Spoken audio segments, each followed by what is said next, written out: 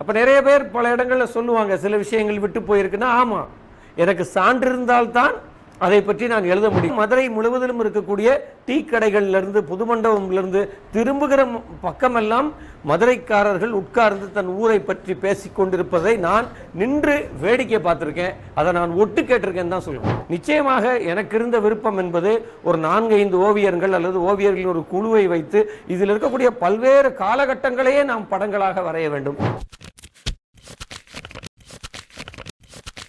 அனைவருக்கும் நன்றி. ரொம்ப எல்லாரும் டயர்டாக இருக்கீங்க, பார்த்தாலே தெரியுது. நான் நிறைய ஏறக்குறைய ஒரு 1.5 மணி நேரம் 2 மணி நேரமாக கேட்டிருக்கீங்க. அதனால் உங்களை நான் ரொம்பலாம் தொந்தரவு பண்ண போகிறதில்ல. என்னுடைய சிற்றுரையைத்தான் நான் நிகழ்த்துவதாக திட்டமிட்டிருக்கேன். முதலில் இப்படியான ஒரு தூங்கா நகர நினைவுகள் கொண்டாட்டத்தை ஏற்பாடு செய்த இந்த நூலகத்தின் நூலகர் ஆறுமுகம் அவர்களுக்கும், உடனிருந்து இந்த ஏற்பாடுகளை செய்த எங்கள் சித்திரை வீதிக்காரனுக்கும் என் முதற்கண் நன்றிகளை தெரிவித்துக் கொள்கிறேன். இந்த விழாவின் தலைமை தாங்கக்கூடிய அண்ணன் ராமச்சந்திரகுமார் எனக்கு நெருங்கிய நண்பர் தான். அவர் ஏற்கனவே பல முறை அவரை சந்தித்திருக்கிறேன். மதுரை சார்ந்த காரியங்களில் அவர்களுக்கு இருக்கக்கூடிய ஒரு ஆர்வம் என்பது ரொம்ப முக்கியமானது. குறிப்பாக டவுன்ஹால் ரோடில் அவர்கள் அந்த கடையை நடத்தி கொண்டிருந்த போது அந்த கடைக்குள் இருக்கக்கூடிய எல்லா இடங்களையும் அந்த மதுரையுடைய ஓவியங்களை அவங்க வச்சுருப்பாங்க, ரொம்ப முக்கியமான ஓவியங்களை எல்லாம். அந்த அந்த அதிலிருந்து அவர்களுடைய அதே மாதிரி இங்கேயும் அவங்க ஒரு பெரிய ஃப்ரெஸ்கோஸ், ஒரு சிற்பம் அவங்க கடைக்குள்ளே இருக்கும். அது ஏதோ ஒரு வகையாக இந்த தொடர்பு தான். அப்படியாக அண்ணனுக்கு என்னுடைய மனமார்ந்த நன்றிகள். என்னுடைய நண்பர் பாலு, சித்தார்த் பாண்டியன் மற்றும் விஜயகுமார் ஆகிய மூவருக்கும் என்னுடைய மிக சிறப்பான வணக்கங்களை நான் தெரிவித்துக் கொள்கிறேன். இந்த நூல் குறித்து மிக ஆழமான விரிவான உரைகளை அவர்கள் வழங்கியிருக்கிறார்கள். ஒரு எழுத்தாளனாக எனக்கு இருக்கக்கூடிய ஒரு சந்தோஷம், அல்லது ஒரு எழுத்தாளனாக இந்த 3 உரையை கேட்கும்போதும் எனக்கு ஒரு பெரிய ஒரு மன திருப்தி இருக்குது. என்னென்னா, இந்த நூலை ஒருத்தர் படித்தால் போதும், அது அவர்களை தொந்தரவு செய்து பேச வைத்து விடும் என்கிற ஒரு நம்பிக்கை எனக்கு அழுத்தமாக இருக்குது. அதை நான் இந்த நிவேதா உள்ளிட்ட 4 பேரும் அவங்களோட உரைகளிலிருந்து தெரிந்து கொள்வது நான் வெற்றி பெற்றிருக்கிறேன் அப்படின்ற ஒரே ஒரு விஷயம்தான். என்னுடைய வேலை முடிந்து விட்டது அப்படின்னு தான் நான் நினைத்து கொண்டே இருக்கிறேன். இந்த நூல் குறித்து எங்கேயுமே விரிவாக பேசக்கூடாதுன்னு நான் நினைக்கிறேன். குறிப்பாக ஏன்னா என்னுடைய வேலை ஒரு எழுத்தாளனாக முடிந்து விட்டது. அதை எழுதியதோடு என் வேலை முடிந்து விட்டது. வேண்டுமென்றால் இதை நான் இன்னும் விரிவாக்கம் செய்து எழுதுவேன். இன்னும் தரவுகள் கிடைக்க கிடைக்க அந்த நூலை விரிவாக்கம் செய்ய வேண்டியதுதான் என்னுடைய வேலை. இந்த நூலை பொறுத்தவரை இந்த நூல் குறித்து நான் பேச வேண்டியதில்லை என்கிற ஒரு தெளிவான முடிவை இந்த புத்தகத்தை எழுதியவுடன் நான் எடுத்து விட்டேன். ஏனென்றால் இந்த நூலையும் எழுதிவிட்டு இந்த நூலையே நானே சுமந்து கொண்டு ஒவ்வொரு இடத்திலும் பேசினால் அந்த நூலில் ஏதோ ஒரு குறை இருக்கிறது என்ற அர்த்தம். இந்த நூலை பொறுத்தவரை ஏறக்குறைய எனக்கு விகடன் இந்த நூலை எழுத கொடுத்த பொழுது, ஏன்னா பாலு அதை பற்றி விரிவாக சொன்னார், எனக்கு விகடன் அளித்த அந்த இடம் இருக்கு இல்லையா, அது முழு சுதந்திரத்தோடு அந்த இடத்த எனக்கு கொடுத்தாங்க. இதில் நான் எழுதி கொடுத்ததில் இந்த 29 அத்தியாயங்களிலே ஒரு சொல் கூட மாற்றப்பட்டதில்லை எங்கேயும். அவங்க எனக்கு அவ்வளோ பெரிய ஒரு சுதந்திரமான அந்த ஒரு கேன்வாஸ், ஒரு வெளியை எனக்கு அப்படியே வழங்கினார்கள். இன்றைக்கு அதுக்கு அடுத்த நூல் போராட்டங்களின் கதை எழுதியிருக்கிறேன், 44 அத்தியாயங்கள். ஒட்டுமொத்தமாக அது என்னுடைய படைப்பு. அதில் எந்த விதமான எனக்கானால் எழுதுவதற்கு முன்னால் நிறைய மனத்தடைகள்லாம் இருந்தது. ஒரு பெரிய நிறுவனத்துக்கு எழுதுகிற போது நெருக்கடிகள் இருக்கும், அதெல்லாம் ஒன்றுமே இல்லை. அவர்கள் என்னிடம் அந்த தொடரை தொடங்கும் போது சொன்ன ஒரே ஒரு விஷயம்தான், இது ஒரு பெரிய பிளே கிரவுண்டு, நீங்கள் ஒரு சின்ன கிரவுண்டில் விளையாண்டுருப்பீங்க, இப்போ ஒரு பெரிய மைதானத்தில் விளையாட போகிறீங்க அப்படின்னு சொல்லிதான். அப்போ இயல்பாக எனக்குள் ஒரு பெரிய கேன்வாஸ் அல்லது ஒரு பெரிய மைதானம் கிடைக்கிற போது, அல்லது பல லட்சம் பார்வையாளர்கள் பார்த்து கொண்டிருக்க நீங்கள் ஒரு ஃபீஃபாவோட ஒரு மேட்ச்சில் விளையாடுற மாதிரி பல லட்சம் பார்வையாளர்கள் உட்கார்ந்துருக்கும் போது என்ன நடக்கும்னா, நீங்கள் அங்கே பெஸ்ட்டாக பெர்ஃபார்ம் பண்ணணும்னு நினைப்பீங்க. உங்களுக்கு ஒரு நெருக்கடி என்பது உங்களுக்கு உள்ளாக வந்துவிடும். அப்போ ஒரு எழுத்தாளனாக நான் இந்த தொடரை எழுதும்போது நான் எடுத்துக்கொண்ட ஒரு விஷயம் என்னென்னா, இதில் ஒரு சின்ன வார்த்தை கூட, ஒரு தகவல் கூட பிழையாகி விடக்கூடாது. அப்போ ஏறக்குறைய நான் இதில் எழுதியிருக்கக்கூடிய இந்த 272 பக்கங்களுக்கான ஒட்டுமொத்த சான்றுகளையும் வைத்து கொண்டு தான் நான் எழுதினேன். அப்போ நிறைய பேர் பல இடங்களில் சொல்லுவாங்க, சில விஷயங்கள் விட்டு போயிருக்குன்னா, ஆமாம், எனக்கு சான்று இருந்தால்தான் அதை பற்றி நான் எழுத முடியும். ஏனென்றால் இந்த புத்தகம் என்றைக்கு வேணாலும் இதில் ஒரு டிஸ்பியூட் எழலாம், அதற்கு நான் பொறுப்பு சொல்ல வேண்டிய ஆள், அதுக்கு பதில் சொல்ல வேண்டிய கடப்பாடும் பொறுப்பும் என்னும் இருக்கிறது. அப்போ நிறைய தகவல்கள் செவிவழி செய்திகள் புழங்கலாம். ஆனால் நான் இந்த நூலை எழுதுகிற போது இந்த நூல் அழுத்தமாக தரவுகளின் அடிப்படையில் இருக்க வேண்டும் என்பதில் நான் ஒரு எழுத்தாளனாக என்னுடைய நான் செதுக்கக்கூடிய சிற்பம் அல்லது நான் தீட்டக்கூட ஒரு ஓவியம் இதனுடைய விதிமுறைகளை நான் தான் வகுத்து கொண்டேன். அப்போ அதன் அடிப்படையில் தான் இந்த நூல் உருவாகிறது. ஏனென்றால் நான் இந்த நூலில் தொடக்கத்தில் குறிப்பிட்டது போல் நான் ஆரம்பத்தில் நிறைய புத்தகங்களை வாசித்து ஏமாற்றங்களை நிறைய சந்திச்சிருக்கேன். குறிப்பாக இன்னைக்கு பாலு சொன்னார், நான் ஒருவேளை தவறான ஆய்வாளர்களின் நூல்கள் எல்லாம் படித்து கழுத்து திருகினேன்னு தெரியாது. ஆனால் நான் விரும்பி படித்த பல நூல்கள் என்னை ஏமாற்றின என்பதால் நான் உறுதியாக ஒன்றில் இருந்தேன். என்னுடைய நூல் இதை வாசிக்கும் எவரையும் ஏமாற்றிவிடக்கூடாது, அது அவர்களை. அப்போ நான் முதலில் இந்த நூலை எழுதும்போது ஒரு விஷயத்தை முடிவு பண்ணுறேன், நான் அறிவுஜீவிகளுக்காக எழுதவில்லை, ஆய்வாளர்களுக்காக எழுதவில்லை. ஒருவேளை பாலு சொன்னது பயன்பட்டால் அது போனஸ். ஆனால் நான் இந்த நகரத்தின் எளிய ஜனங்களுக்காக, இந்த தமிழ் கூறும் இந்த தமிழ் சமூகத்தினுடைய ஒரு தமிழை வாசிக்கக்கூடிய எவருக்கும் இது புரிய வேண்டும் என்று நான் நினைத்தேன். குறிப்பாக இங்கே இன்னைக்கு எழுத படிக்க தெரிஞ்ச ஒருத்தர் ஒரு லோடுமேனாக இருக்கலாம், ஒரு ஆட்டோ ஓட்டுநராக இருக்கலாம், எந்த இடத்துல வேணாலும் அந்த சமூகத்தில் இருக்கலாம். அப்போ நான் என்னுடைய இந்த நூல் என்று இல்லை, 2005 நான் எழுதிட்டு இருக்கேன். இது என்னுடைய 14-15வது நூல்கள் இங்கே வந்திருக்கு. என்னை பொறுத்தவரை நான் நினைப்பது அது அனைவருக்குமான நூலாக இருக்க வேண்டும் என்று.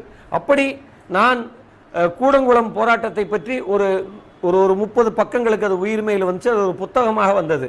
அது எதுக்கு ஒரு ரெஃபரன்ஸுக்கு சொல்கிறேன்னா, அந்த புத்தகமாக அது வெளிவந்த நேரம் தமிழ்நாடு முழுவதிலும் இருந்து விளிம்பு நிலை மக்களிடமிருந்து அரசியல் போராளிகளிடமிருந்து பல்வேறு நபர்களிடமிருந்து எனக்கு தொலைபேசி வந்தது. அது என்னன்னா, இந்த விஷயமே இப்போ தான் புரியுது, ஏன் இவ்வளோ பெரிய பிரச்சனையாக அது இருக்கு என்பது இதுவரை எங்களுக்கு அதை விளங்கப்படுத்த முடியல, புரியலை, அது இப்போ தான் புரியுது என்று சொன்னபோது எனக்கு பெரிய மன திருப்தி இருந்தது. அதே மாதத்தில் எனக்கு 10க்கும் மேற்பட்ட IAS அதிகாரிகள் ஃபோன் பண்ணாங்க, மாவட்ட கலெக்டராகவும் பல துறையின் அவங்களும் எனக்கு ஃபோன் பண்ணி இதையே சொன்னாங்க, எங்களுக்கு இப்போ தான் அந்த விஷயம் புரியுது அப்படின்னு.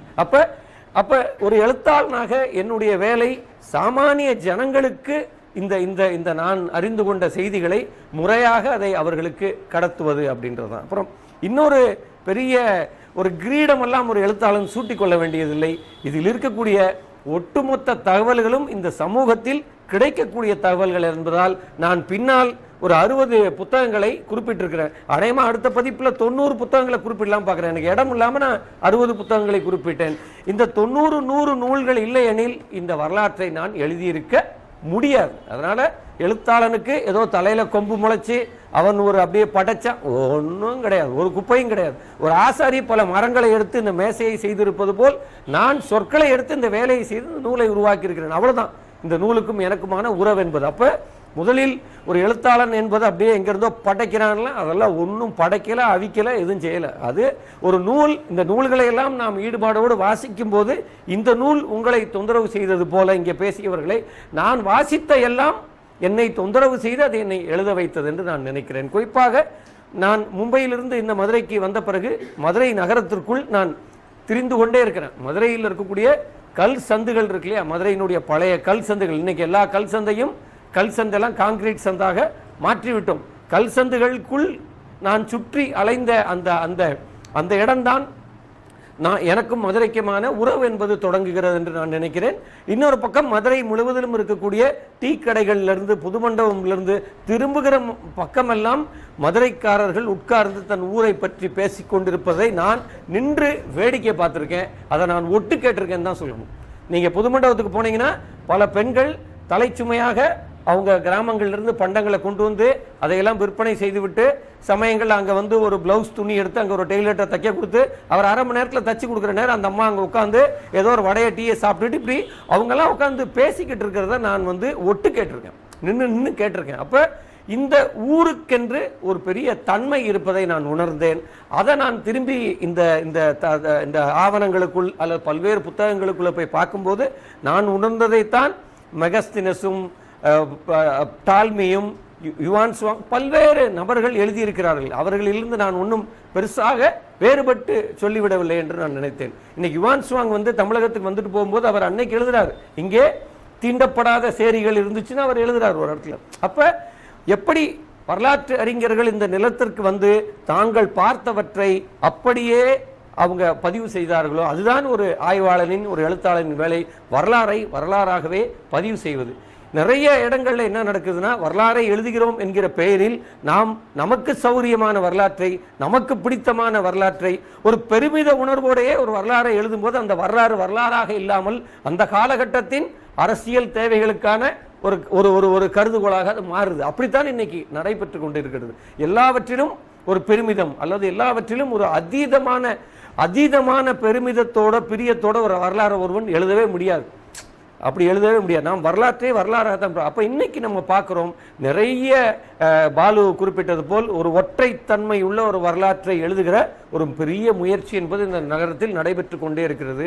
இந்த சித்திரை வீதிக்காரன் திருவிழாக்களின் தலைநகரம் என்கிற ஒரு நூலை எழுதியிருக்கார். அவசியமாக நீங்கள் அந்த நூலை படிக்கணும். இதுலேயும் ஒரு சாப்டர் திருவிழாக்களை பற்றி இருக்கு. என்னன்னா, மதுரைக்குள் நடக்கக்கூடிய எல்லா திருவிழாக்களிலும் நீங்கள் ஒரு ஆண்டுக்குள் நீங்கள் போய் கலந்து கொள்ளக்கூடிய ஒரு வாய்ப்பு இருந்து நீங்கள் அப்படியே சென்ட் மேரிஸ் சர்ச் வாசலுக்கு போய் நிற்கலாம், காஜிமா தெரு சந்தனக்கூடுக்கு போய் நிற்கலாம். மதுரையில் நீங்கள் அழகர் ஆற்றல் அரங்கில் எதிர் சேவைக்குள்ளே போகும்போது தான், இப்படி திரியும் போது தான் எனக்கும் கண்ணில் பட்டது, மதுரையினுடைய மக்கள், இங்கே இருக்கக்கூடிய ஒரு 30 லட்சம் ஜனத்தொகை உள்ள மக்கள் இருக்காங்கன்னா அவர்கள் மதத்தை கடந்த ஒரு நேசமும் ஒரு பிணைப்பும் அவர்களுக்கு இருக்கிறத நீங்கள் பார்க்கலாம். சென்ட் மேரிஸ் சர்ச் வாசல்ல கூட்டமான சௌராஷ்டிரா மக்களை, இந்துக்களை பார்த்து நான் ஆச்சரியப்பட்டு இருக்கிறேன்.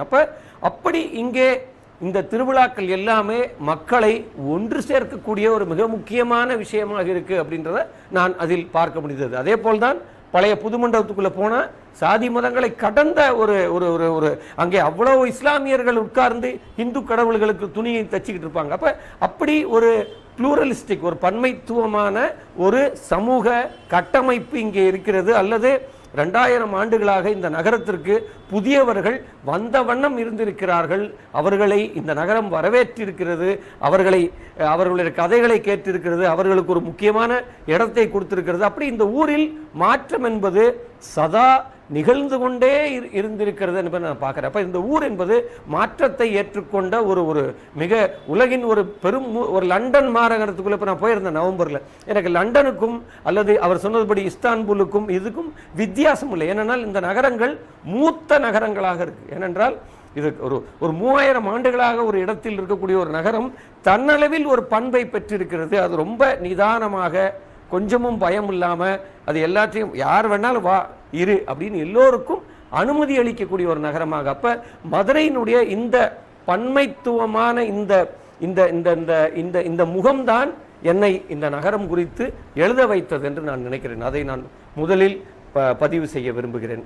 இன்னொன்று, இந்த நூலை பொறுத்தவரை, இந்த நூல் அவர் சொன்னார், ஏற்கனவே சில கல்லூரிகளிலே இந்த நூலின் அத்தியாயங்கள் தமிழ் துறை எடுக்க தொடங்கியிருக்காங்க. எனக்கு கடிதங்கள் வர ஆரம்பிச்சிருக்கு. அது இந்த புத்தகத்திற்கான ஒரு பெரிய அங்கீகாரமாக நான் பார்க்கிறேன். அது இன்னும் நிகழும் என்று நான் நினைக்கிறேன். இந்த புத்தகம் இப்போதான் வந்திருக்கு, ஒரு வருஷம் தான் ஆகுது. இந்த புத்தகம் மெல்ல மெல்ல மதுரை அல்லது தமிழ் கல்வி புலத்தால் ஏற்கப்படும் என்கிற ஒரு பெரிய நம்பிக்கை எனக்கு இருக்கிறது. ஏனென்றால் இதை நான் ஒரு பெரிய அங்கீகாரமாக, ஒரு நம்பிக்கையாக ஏன் பார்க்கிறேன் என்றால், நான் 21 வயதில் தான் தமிழை ஆனா அவனாவை கற்றவன் என்கிற போது எனக்கு இது ஒரு மிகப்பெரிய பெருமிதமாக இருக்கிறது. இன்றைக்கு முதுகலை தமிழ் படிக்கக்கூடிய மாணவர்கள் இதன் சில அத்தியாயங்களை இந்த ஆண்டே படிக்க தொடங்கி இருக்கிறாங்க. மெஜரா கல்லூரியில் எடுத்திருக்காங்க, கடிதம் வந்திருக்கு, இது வந்துகிட்டு இருக்கு. அப்ப அதை இந்த புத்தகத்திற்கு கிடைத்த ஒரு மிகப்பெரிய அங்கீகாரமாக நான் பார்க்கிறேன். வரலாறு அல்லது நான் வாசித்த வரலாறு எல்லாவற்றிலுமே அது ஒரு ஒரு ஒரு ஆட்சியாளர்களின் வரலாறாகத்தான் இருக்கு. அப்ப இந்த புத்தகத்தை எழுதும்போது சாமானியர்களின் வாழ்க்கையை இதில் எழுத வேண்டும் என்பதில் நான் மிக உறுதியாக இருந்தேன். அதுதான் அந்த அந்த 5ஆம் அத்தியாயம், மதுரை சங்ககால மதுரைக்குள் ஒரு உலா என்கிற அத்தியாயம், அல்லது அண்ணன் குறிப்பிட்டது போல் அந்த மூதூர் பேரூர் கட்டுரை. அந்த கட்டுரையில் எப்படி இங்கே குடியானவர்கள் இருந்தார்கள், வரி விதிப்பு முறைகள் எப்படி இருந்தது, ஒவ்வொரு குடும்பத்திலிருந்தும் ஆட்கள் எப்படி இராணுவத்திற்கும் இந்த அரசவைக்கும் வேலை செய்தார்கள் என்கிற, சாமானியர்கள் எப்படி வரலாறு நெடுகிலும் பாடுகளை அனுபவித்தார்கள் என்பதையும் இதற்குள்ளே சொல்லிவிட வேண்டும் என்று நான் நினைத்தேன். அதையும் ஓரளவுக்கு அதற்கு நான் நியாயம் செய்திருக்கிறேன் என்று நான் நினைக்கிறேன். அதே போல் குறிப்பாக குஞ்சிரத்தம்மாள் என்பது ஒரு பெரிய யூனிவர்சலான விஷயமாக மாறியது.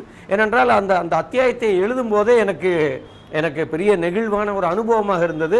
இன்னொன்று, ஒரு நீள கட்டுப்பாடு இருப்பதால் என்னால் இந்த ஒவ்வொரு அத்தியாயத்திலும் என்னிடம் இருந்த மொத்த விவரத்தையும் எழுத முடியல. அது இன்னும் என் கையில் அவ்வளோ விவரங்கள் இருக்குது. ஏன்னா அந்த நீள கட்டுப்பாடு என்பது இருந்தது. அது என்னை சுருக்கி கொண்டே வந்தது. குறிப்பாக இந்த தொடர் முழுவதிலும் எழுதுவதற்கான புகைப்படங்கள் இருக்கு இல்லையா, அதை தேடுவது என்பதே ஒரு தனித்த வேலையாக இருந்தது. ஆனால் அதை ஓரிரவில் எல்லாம் நீங்கள் யாரும் தேடி சேர்க்க முடியாது. இது நான் ஒரு 15 ஆண்டுகளாக என்னிடம் இருக்கக்கூடிய மதுரை சார்ந்த நூல்களை எல்லாம் ஒரு மேசையில் எடுத்து அடுக்கினேன். அப்புறம் நான் வாங்க வேண்டிய நூல்களை எல்லாம் பட்டியல் போட்டு ஏறக்குறைய ஒரு 80-90 நூல்கள் என் மேசையில் ஒரு தனித்த மேசைக்கு வந்த பிறகுதான் இந்த தொடரை எழுதுகிற இடத்துக்கு நான் வர்றேன். அதே வேளையில் புகைப்படங்களை எல்லாம் நான் சேகரித்து கொண்டே இருந்தேன். அப்படி சேகரிக்கிற நேரம் அண்ணன் அவர்களுடைய நெருங்கிய ஒரு தம்பி இருக்கார், பாஸ்கர். அவர் எனக்கு ஒரு மிகப்பெரிய அளவில் உறுதுணையாக இருந்தார். அவர் அப்படியே ஒரு பென் டிரைவ்ல அப்படி தூக்கி கொடுத்தார். அவர் இந்த நகரத்தால் நினைவுறப்பட வேண்டிய ஒரு மிக முக்கியமான ஆள்.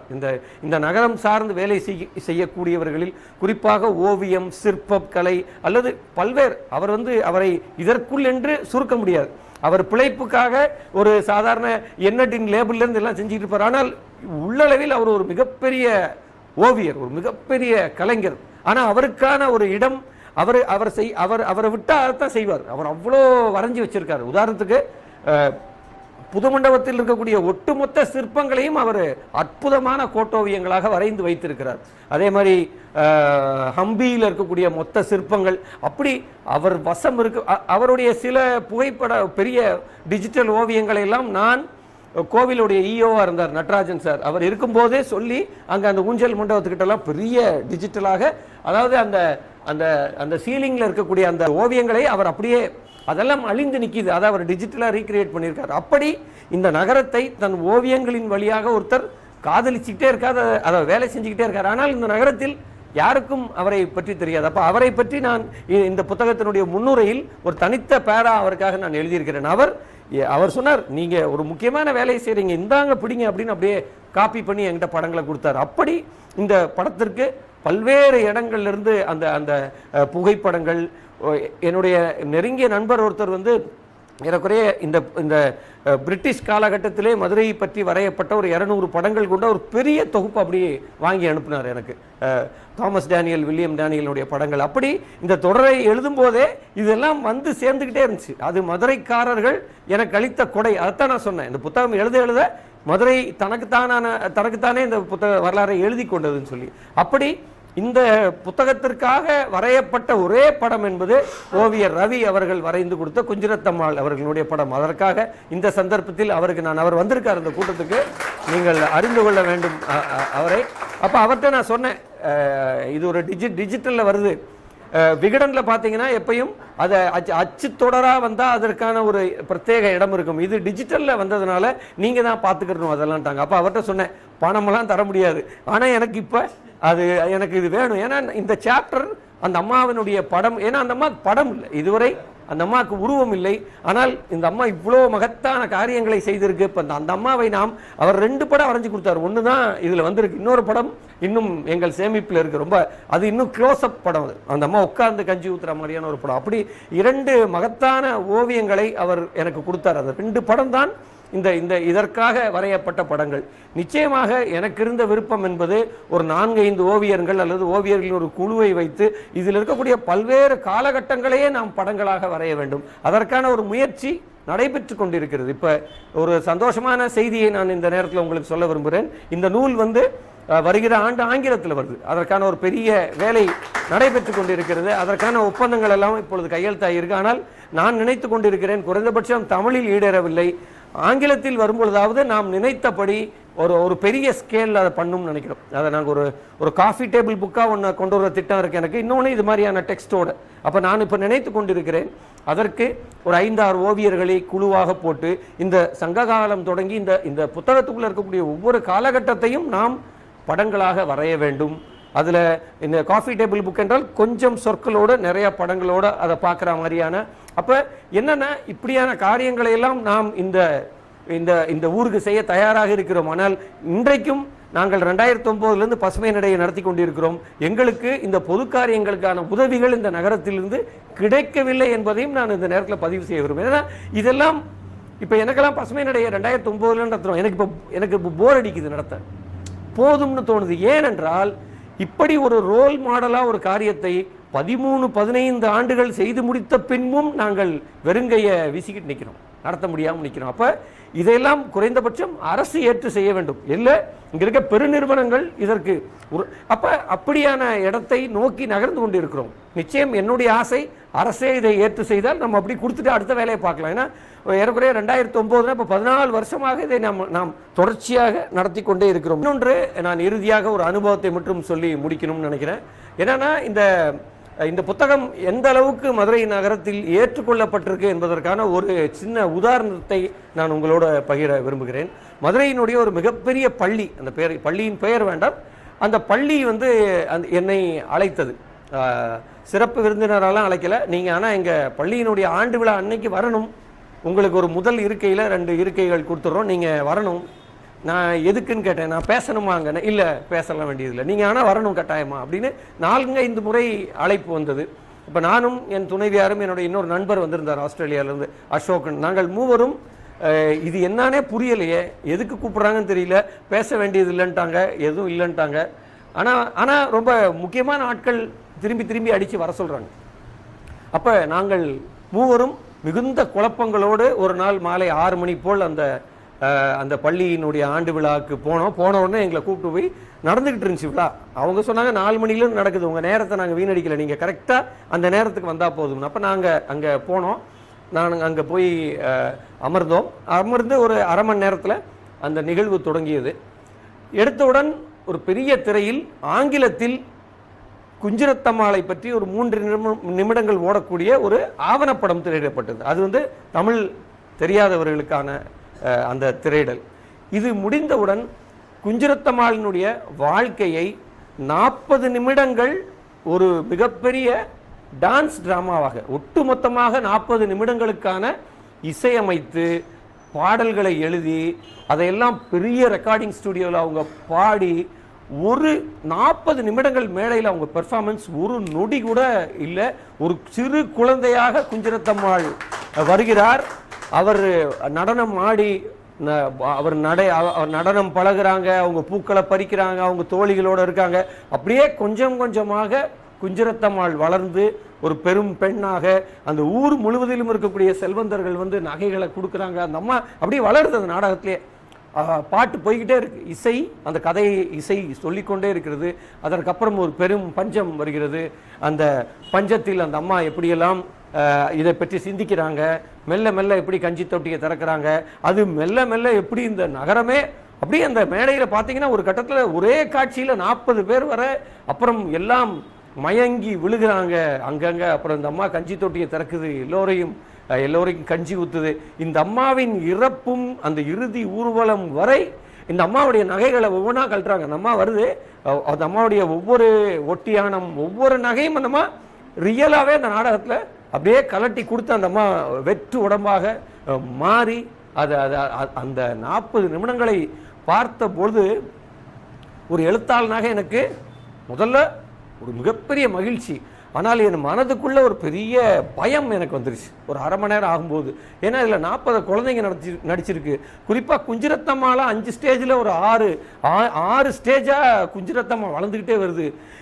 அது மதுரையினுடைய ஆகப்பெரிய பள்ளி, மதுரையினுடைய ஆகப்பெரிய வசதி படைத்த பணக்காரர்களுடைய குழந்தைகள் படிக்கக்கூடிய பள்ளி. குழந்தைகளை பூரா ஆசையாக நடிக்க வச்சுருக்காங்க பள்ளிக்கூடத்தில். இந்த ஸ்டாஃப் ரொம்ப இம்ப்ரெஸ் ஆகி நடிக்க வச்சுட்டாங்க. இன்றைக்கி இந்த நாடகம் முடியும் போது ஒரு கலவரம் நடக்காமல் இந்த இடம் ஓயாது, நம்ம இங்கிருந்து ஓட வேண்டிய வந்துடலாம் என்று எனக்கு உள்ளளவே ஒரு சின்ன கலக்கம், ஒரு பயம், ஒரு தடுமாற்றம் தோடு அந்த நாடகம் முடிந்தது. அந்த நாடகத்தை பார்த்து கொண்டிருந்த ஏறக்குறைய ஒரு 500-600 பேர் அப்படியே கண்ணீர் விட்டு அழுதுகிட்டு இருந்தாங்க. நாடகம் முடியும் போது அப்படியே உறைந்து அப்படி அங்கே ஒரு பெரிய நிசப்தம் வந்தது. அதற்கு பின்னால் என்னை அறிமுகப்படுத்தி வைச்சாங்க, புஸ்தகத்தை அறிமுகப்படுத்தினாங்க. ஆனால் அதோடு அந்த பள்ளி ஆண்டு விழா முடியுது. என்னுடைய நண்பர்கள் பலருடைய குழந்தைகள் தான் குஞ்சிரத்தம்மாவை நடிச்சிருக்கு. அவங்கெல்லாம் அவங்க குழந்தையை கூப்பிட்டு என் கூட வந்து படம் எடுக்க ஆரம்பிக்கிறாங்க.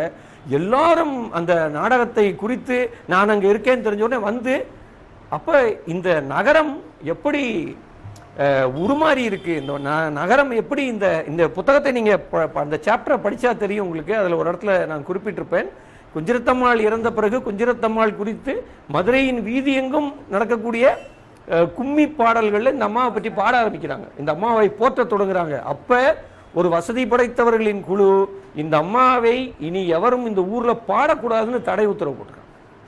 யாரும் குஞ்சிரத்தம்மாளை பற்றி எங்கேயும் பாடக்கூடாது. ஏனென்றால் குஜிரத்தம்மாளை பற்றி நீங்கள் சிறப்பாக பாடினா அந்த நேரம் நாங்களாம் எங்கள் வீட்டை பூட்டி சாப்பிட்டுக்கிட்டு இருந்தோம்ன்றது வெளியே தெரிஞ்சு போகுமே என்று வசதி படைத்தவர்கள் அதற்கு ஒரு அப்போ அந்த அப்படியான வசதி படைத்தவர்கள் இருந்த நகரத்தில் இன்றைக்கு குஞ்சிரத்தம்மாளாக தன் மகள் நடித்ததை கொண்டாடக்கூடிய பெற்றோர்கள் வந்திருக்கிறார்கள் என்றால் அது எனக்கு ஒரு இந்த புத்தகத்தின் வழியாக கிடைத்த அந்த மகிழ்ச்சி என்பது அன்றைக்கு ரொம்ப முக்கியமானதாக இருந்துச்சுன்னு நினைக்கிறேன்.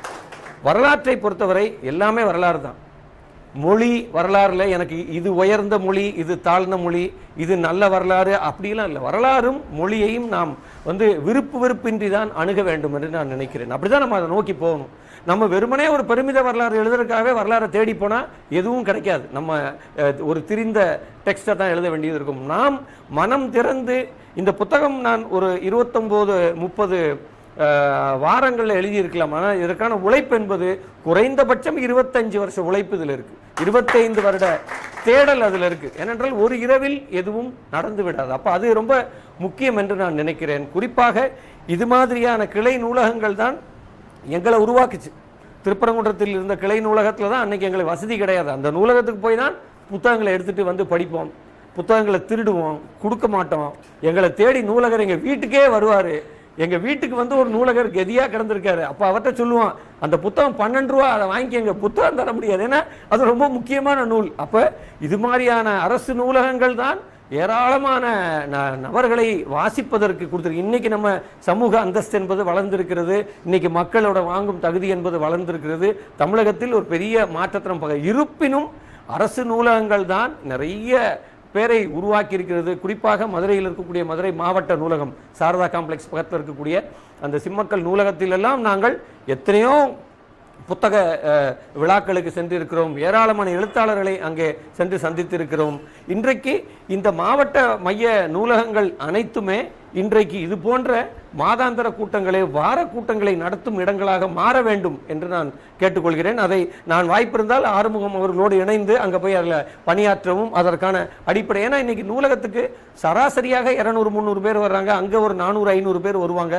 அவர்களுடைய தொலைபேசி எண்களை எல்லாம் நாம் வாங்கி சேமித்து சரியாக நம்ம பெரிய பொதுமக்களை கூப்பிட வேண்டாம், 1 லட்சம் பேர். இந்த 400-500 பேரை நம்ம ஒரு மெக்கானிசத்தை உருவாக்கி வர வைக்க வேண்டியது இருக்கு. அவங்களுக்கு ஒரு நம்பிக்கை அளிக்க வேண்டியது இருக்கு. வாசிப்பை தாண்டி அவர்கள், ஏன்னா இந்த நகரத்திற்கு தொடர்ந்து எழுத்தாளர்கள் வந்து கொண்டே இருக்கிறார்கள். குறிப்பாக நீங்கள் பார்த்தீங்கன்னா புத்தக கண்காட்சி நடக்கும், அதற்கு நிறைய எழுத்தாளர்களை நாங்கள் கூப்பிடுவோம்.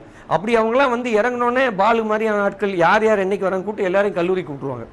இதனை இந்த வேலையை நூலகங்களும் செய்ய வேண்டும் என்று நான் சொல்கிறேன். ஏனென்றால் எழுத்தாளர்களை நீங்கள் வர்றாங்கன்னா அவங்கள நீங்கள் அந்த 2 நாளும் பயன்படுத்த வேண்டும். இந்த நகரம் சும்மா 2 கூட்டம் பேசிட்டு அவங்க லாட்ஜில் தான் இருப்பாங்க.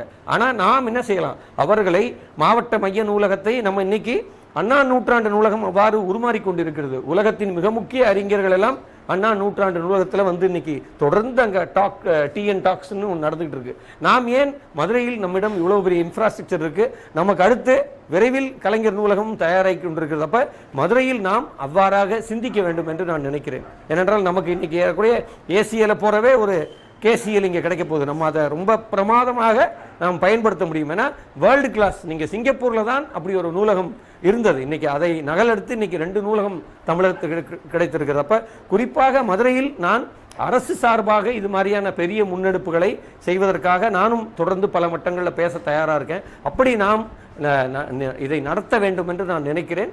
இந்த புத்தகத்தை பொறுத்தவரை இது 2ஆம் பதிப்பு. ஏறக்குறைய 3500 பிரதிகள் ஒரு வருடத்தில் காலியாயிருக்கு. மக்கள் அதற்கான ஆதரவை கொடுத்திருக்கிறார்கள்.